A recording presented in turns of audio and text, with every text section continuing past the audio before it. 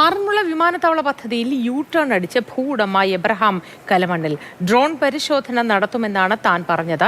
മാധ്യമങ്ങളാണ് അത് നടത്തിയെന്നാക്കിയത്. വിമാനത്താവളം പറഞ്ഞ് വോട്ട് പിടിച്ചവനാണ് അബിൻ വർക്കിയെന്നും ഇപ്പോൾ പ്രതികരിക്കുന്നില്ല എന്നും എബ്രഹാം കലമണ്ണിൽ പറഞ്ഞു. 10 വർഷങ്ങൾക്ക് ശേഷം ആറന്മുള വിമാനത്താവള പദ്ധതി വീണ്ടും വാർത്തകളിൽ ഇടം പിടിക്കുന്നത് ഭൂവുടമയായ എബ്രഹാം കലമണ്ണിൽ ഒരു ഡ്രോൺ സർവേ പ്രദേശത്ത് നടത്തി എന്ന് പറഞ്ഞതോടുകൂടിയിട്ടാണ്.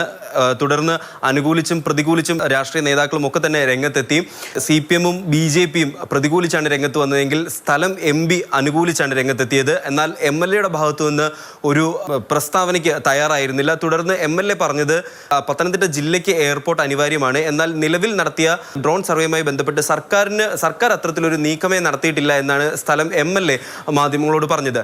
ഈ എബ്രഹാം കലമണ്ണിൽ അന്ന് മാധ്യമങ്ങളെ കണ്ടപ്പോൾ പറഞ്ഞത് രണ്ടാമത് വീണ്ടും ഒരു വിദഗ്ധ സംഘത്തെ എത്തിച്ച് സർവേ നടത്തുമെന്നും അതോടൊപ്പം തന്നെ 400 ഏക്കർ സ്ഥലം തൻ്റെ പക്കലുണ്ടെന്നും 1000 ഏക്കർ കൂടെ കിട്ടിയാൽ ഒരു എയർപോർട്ടിന് വേണ്ടിയിട്ടുള്ള എല്ലാവിധമായിട്ടുള്ള ഒരുക്കങ്ങളും തനിക്ക് നടത്താൻ സാധിക്കുമെന്നാണ് അന്ന് പറഞ്ഞത്. പക്ഷേ അതിനുശേഷം പിന്നീട് ജില്ലാ ഭരണകൂടം ഒരു നിലപാടെടുത്തു. അതായത് ഇത് സർക്കാർ മിച്ചഭൂമിയാണ്, ഇത് കേസിൽ പെട്ട് കിടക്കുന്ന സർക്കാർ മിച്ചഭൂമിയാണ്, അതുകൊണ്ട് തന്നെ ഒരു സ്വകാര്യ വ്യക്തിക്ക് ഡ്രോൺ സർവേ നടത്താൻ പാടില്ല. ഇനി രണ്ടാമതൊരിക്കൽ കൂടെ ഇദ്ദേഹത്തിന് ഡ്രോൺ സർവേ നടത്താനായിട്ട് അനുമതി നൽകില്ല എന്നും ജില്ലാ ഭരണകൂടം നിലപാടെടുത്തു.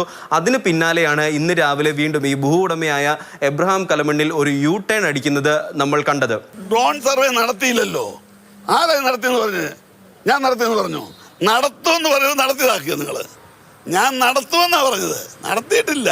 ഡ്രോൺ സർവേ നടത്താൻ എനിക്ക് തന്നെ അധികാരം. തന്റെ കോളേജിന് വേണ്ടിയിട്ട് ഒരു എയർ സ്ട്രിപ്പ് അവിടെ വേണമെന്ന് തനിക്ക് ആഗ്രഹമുണ്ട് എന്നും എബ്രഹാം കലമണ്ണിൽ കൂട്ടിച്ചേർത്തു.